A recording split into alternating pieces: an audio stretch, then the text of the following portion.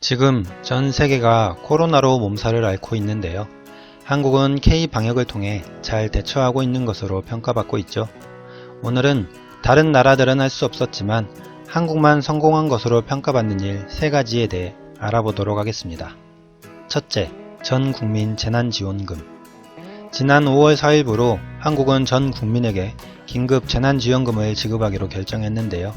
소득재산과 상관없이 대한민국 국민이라면 누구나 국가로부터 지원을 받을 수 있는 제도입니다. 현금, 신용카드, 체크카드, 지역상품권, 선불카드 등 원하는 형태로 지원받을 수 있었는데요. 이러한 다양한 형태의 지급은 전 세계에서 최초입니다.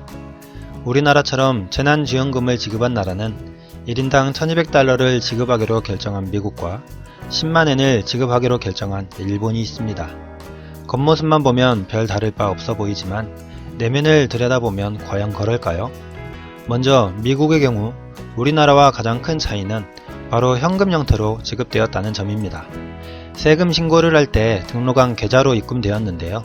사용처에 대한 제한은 없었지만 물가가 우리나라보다 높다는 것과 세금 신고를 하지 않는 외국인, 노인들은 지급이 늦어지고 있어 논란이 발생했습니다. 일본의 경우 한국과 더욱 뚜렷한 양상이었는데요. 한국의 경우 긴급 재난지원금 지원이 결정되며 지자체를 시작으로 은행, 카드사, 심지어 거주하는 아파트 단지 내에서도 어떻게 신청해야 하는지 안내하고 간단하게 스마트폰을 통해 절차를 밟을 수 있었죠. 일본은 우편 또는 온라인을 통한 신청을 받았는데 온라인 신청의 경우 문제가 발생했습니다. 신청자가 중복 신청을 하거나 정보를 잘못 입력해도 행정 처리 시스템이 이를 제대로 걸러내지 못해 신청이 정상적으로 처리돼 중복 지급이 발생한 것이죠. 급기야 일본 정부는 온라인으로 신청받은 접수를 인쇄하고 수작업으로 일일이 대조하는 작업을 시작했고 정상적으로 신청된 사람들에 한해 지원을 했습니다. 공무원 한 명이 한 가정을 검수하는데 1분이 소요되며 행정력 낭비라는 비판까지 일게 되었는데요. 더욱이 충격적인 것은 온라인 접수보다 우편 접수가 더 정확하기 때문에 우편 접수를 권장한다며 대대적인 방송을 하기에 이르렀습니다. 두 나라와는 대조적으로 한국은 정책 시행 첫날인 5월 4일 지급 대상자였던 183만 명에게 단 하루 만에 지급을 마무리 지었습니다. 추가적인 대상자들 또한 일사천리로 지급되어 앞선 두 나라와는 비교 불가한 행정력을 보여주었죠. 둘째, 산림복원.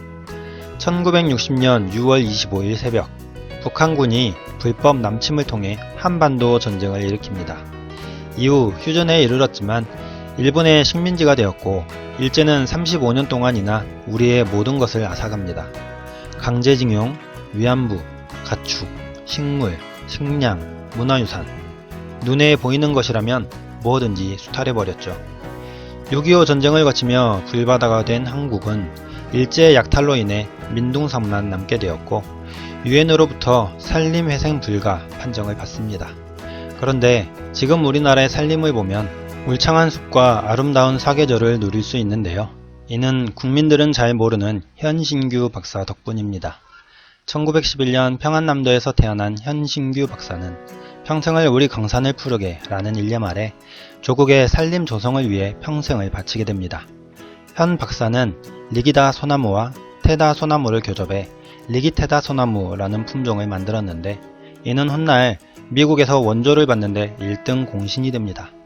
현 박사가 만든 소나무 품종은 추위에 강했고 꼿꼿하고 해충에도 강하며 생장 속도도 매우 빨라 우리의 벌거숭이 산림을 녹지로 바꾸는데 일조했습니다. 현신규 박사가 타계하기까지 평생 동안 그가 심은 나무는 무려 2억 9천만 그루. 우리나라 전 국민이 1인당 5그루 이상을 심어야 할 정도로 어마어마한 숫자가 나옵니다. 유엔도 황폐화는 회생불가라고 판정을 내렸지만 지금껏 세계 어디에서도 이루지 못한 산림복원을 한국은 세계 최초, 세계에서 유일하게 해냈습니다. 셋째, 의료보험. 전 세계의 코로나 환자는 기하급수적으로 늘고 있습니다. 매일 10만 명이 넘는 확진자가 나오고 있고 이로 인한 사망자가 50만 명에 육박하고 있는데요.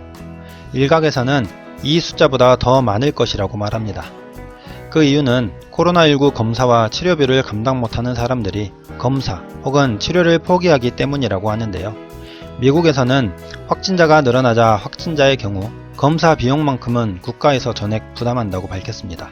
그러나 검사 외 처치나 병실 사용료는 개인이 온전히 부담해야 하는 상황인데요. 한 미국 치료자는 청구서를 공개하며 34,927달러라고 밝혔죠. 미국 사람들은 대부분 국가가 아닌 민간업체의 건강보험을 가입합니다. 하지만 많은 질병을 보장하는 보험의 경우 웬만한 직장인 1년 연봉에 해당하는 금액이기 때문에 보험을 들지 않는 사람도 아주 많다고 하네요. 우리나라는 국가에서 시행하는 국민건강보험 제도가 있죠. 전 국민이 의무적으로 가입해야 하는 이 제도는 질병에 따라 차이가 있겠지만 적게는 3,000원의 치료를 받을 수 있고 약을 처방받더라도 치료비까지 포함해서 10,000원이 안되는 돈으로 가능하죠. 우리나라에 공부를 하러 오는 학생들이나 근로자들이 아파도 병원비 때문에 참다가 병원에서 치료를 받으면 높은 수준의 의료 혜택을 받았음에도 치료비가 0에 가까워 믿을 수 없다는 반응들을 쉽게 접할 수 있습니다. 물론 이러한 국민건강보험 제도가 일부에서 악용되어 국민의 혈세가 낭비되는 것을 막자는 움직임도 있는데요. 세계 부호 1위 미국은 한국에 이러한 시스템을 도입하려 하고 있죠. 이번 K방역을 보면서 한국을 치켜세우더니 의료체계 또한 배우려고 하는 것이죠. 이상 오늘은 다른 나라들은 할 수 없지만 한국만 성공한 것으로 평가받는 일 3가지에 대해 알아보았습니다. 오늘도 영상 시청해주셔서 감사합니다. 행복한 하루 되세요.